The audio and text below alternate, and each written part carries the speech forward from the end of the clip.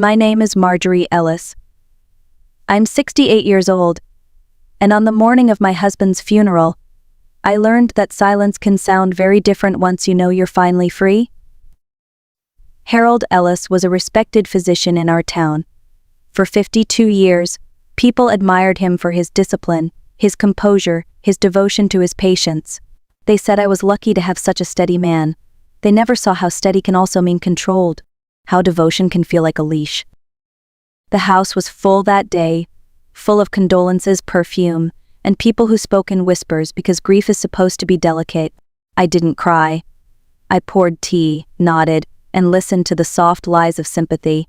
He was such a good man, they said. You must be heartbroken. I smiled, because that was what was expected of me, but inside I felt nothing, only a strange, hollow quiet. When the last guests left, I sat alone in the front room, still in my black dress, the tea beside me gone cold. That was when my nephew, Charles Grant, leaned close and said, "Aunt Marjorie, did Uncle ever change the deed to the house?" For a second, I thought I had misheard. He tapped his temple, as if that would help me understand. You know, in case you need help managing things. Managing things. My husband hadn't even been in the ground 5 hours, and already the vultures were circling. I didn't answer him. I just looked out the window, watching the rain slide down the glass. It was the first moment I realized I had spent my entire adult life in a cage that looked like a home.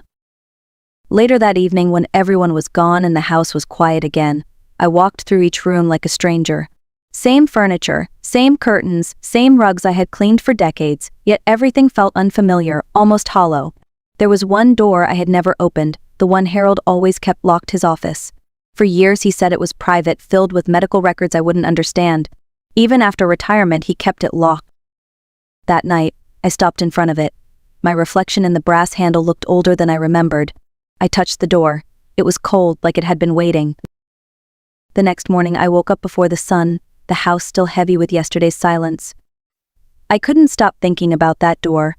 For 52 years, I had dusted around it, vacuumed its threshold, and never once crossed the line. It had been the one place that didn't belong to me. The thought sat in my chest like a stone. By 9 o'clock, I had found a locksmith online. I didn't tell anyone, not Charles, not the neighbors. The man who arrived was polite, maybe in his 40s, with kind eyes that didn't ask questions. It took him 15 minutes. "Old lock," he said, wiping his hands, "hasn't been changed in decades." Of course it hadn't. Control never evolves, it calcifies. When the door finally creaked open, the smell hit me first. Not decay, not mold, just age. Leather, paper, dust, and something faintly chemical. The air was still, like the room had been holding its breath. Everything inside was perfect, too perfect. A polished oak desk stood at the center. Bookshelves lined the walls, every binder labeled in precise black ink. A single lamp, a globe, and a chair that looked as if it had been waiting for its owner to return. Nothing was out of place, nothing human. Then I noticed my name. It was on everything, on binders, folders, even sticky notes. M.E. Medications. M.E. Behavior Log. M.E. Finances. My initials, neat and repetitive, like a stamp of ownership. On the desk sat an envelope under a glass paperweight, cream-colored, thick, with my full name written in Harold's careful handwriting. For a long time I couldn't touch it. My hands shook. When I finally did, I felt a chill spread up my arms. Inside was a typed note, no greeting, no goodbye, just a list of instructions. Upon my death, contact Charles Grant immediately. Do not access my office. All financial and legal matters will be handled through the executor. Continue your medication as prescribed. Avoid unnecessary stress.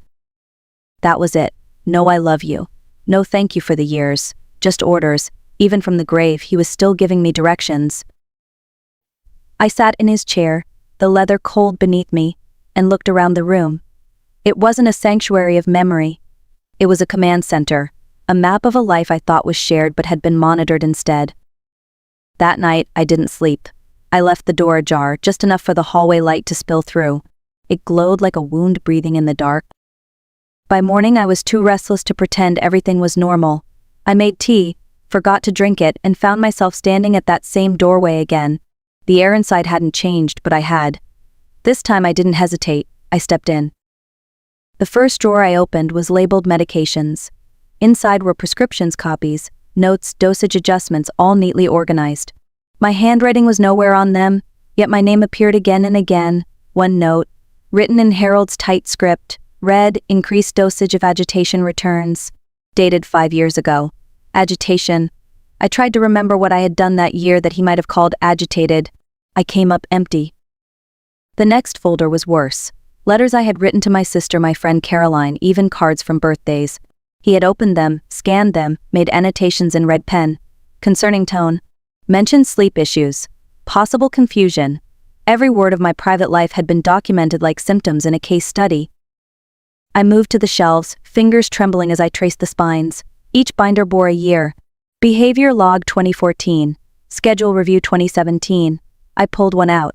Inside, a timeline of my days. June 3rd, left home later than usual, unexplained. September 14th, refused medication, verbal resistance.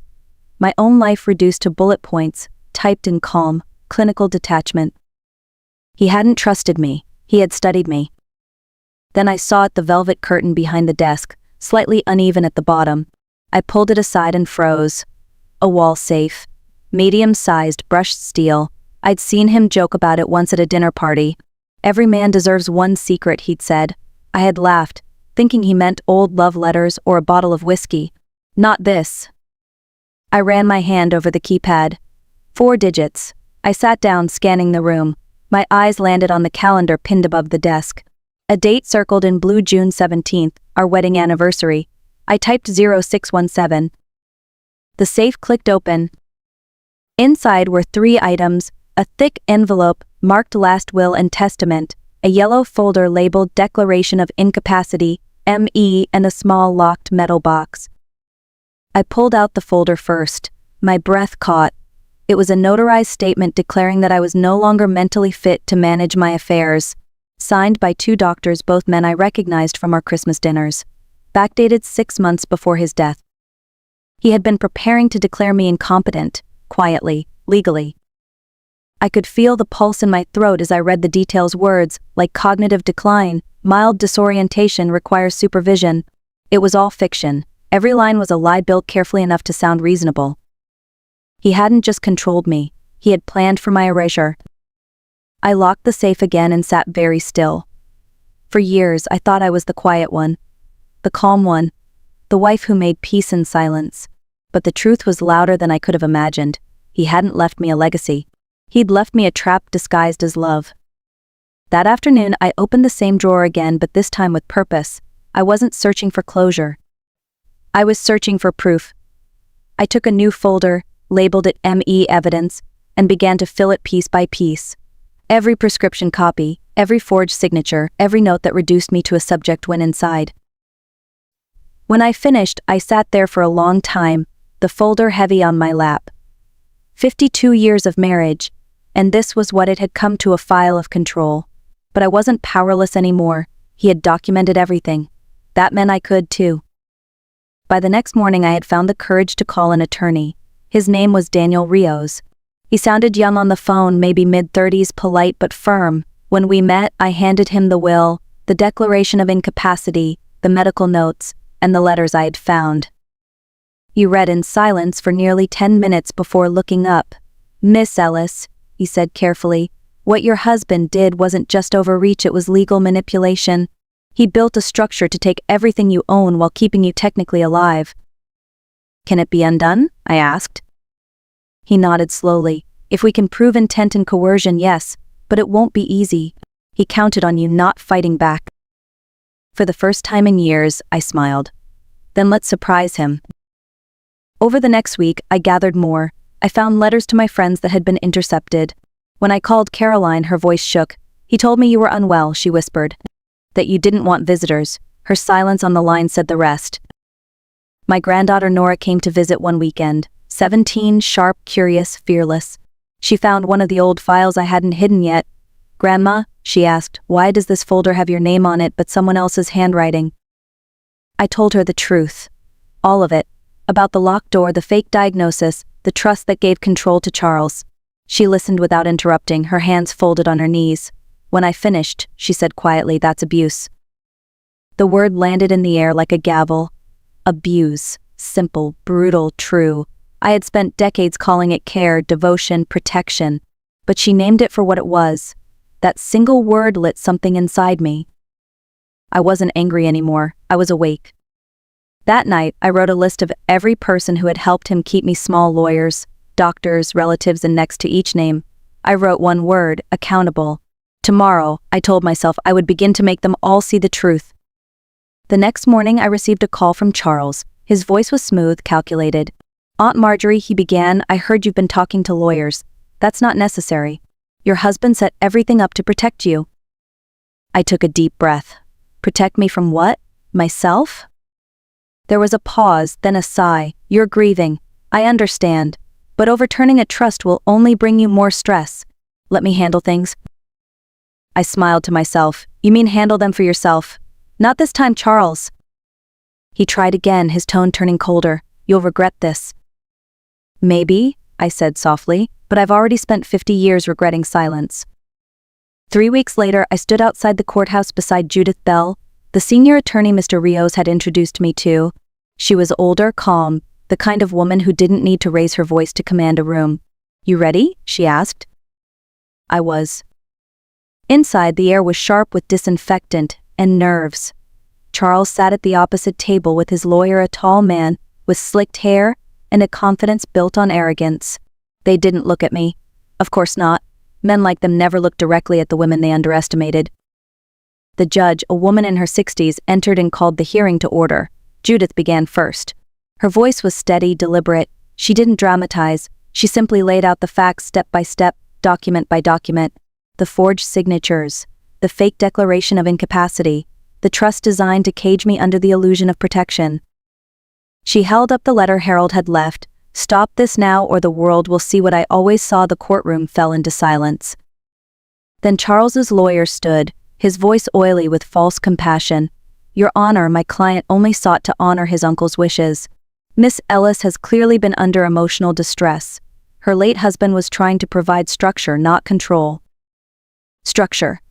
The word made my hands tremble, not from fear but from memory. The judge turned to me. "Miss S. Ellis, would you like to make a statement?" I stood.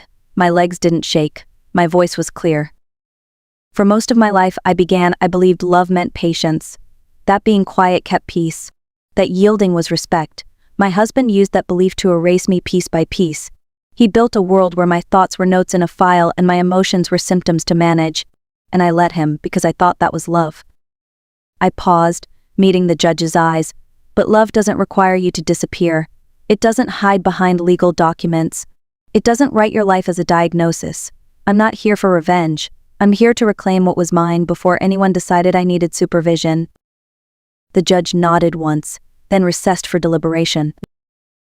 I sat in silence, watching the clock tick. For the first time in decades, every second belonged to me. 30 minutes later, the judge returned. Her voice was calm but final. "The court finds sufficient evidence of manipulation and coercive control. The trust is hereby dissolved. All assets and property are returned to Mrs. Marjorie Ellis. Mr. Grant is removed as executor, effective immediately." For a long moment, no one moved. Then I exhaled. Not the shaky kind of breath that comes from fear, but the deep, steady one that comes from release. Judith leaned toward me. "It's done," she whispered. Outside, the rain had stopped.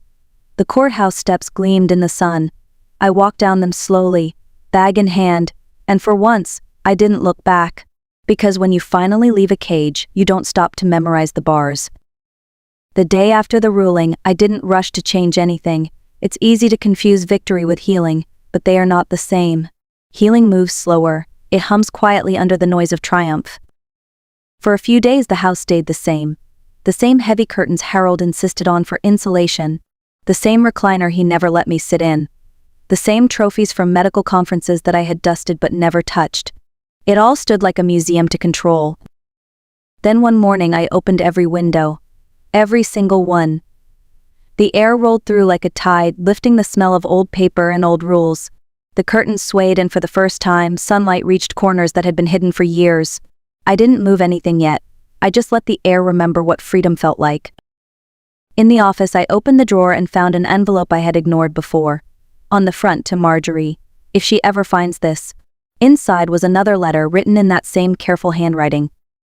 "You're not well, Marjorie, you twist things. Forget things, I did this to protect you."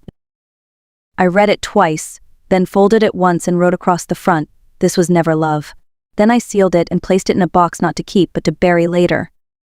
That afternoon I drove to the park outside town, where the trail winds along the creek under wide oak trees. Harold used to say walking tired me out. He called it overexertion. I called it breathing. At the halfway mark, I sat on the old bench and tore the letter into pieces. The wind took them one by one until they vanished into the trees. When I got home, I started clearing space.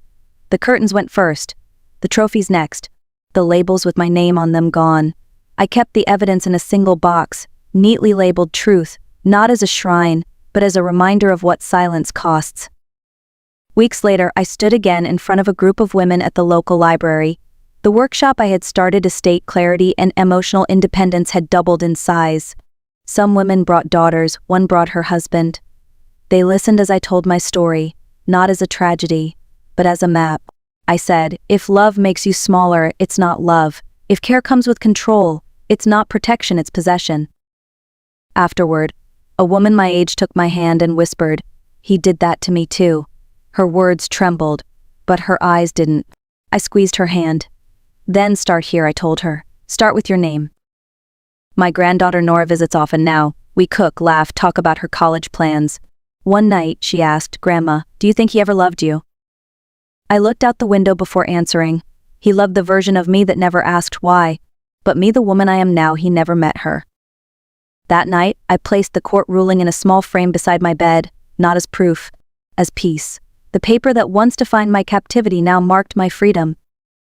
Before turning off the light, I whispered to the quiet house, "You can rest now." And for the first time, the silence didn't sound like loneliness. It sounded like me.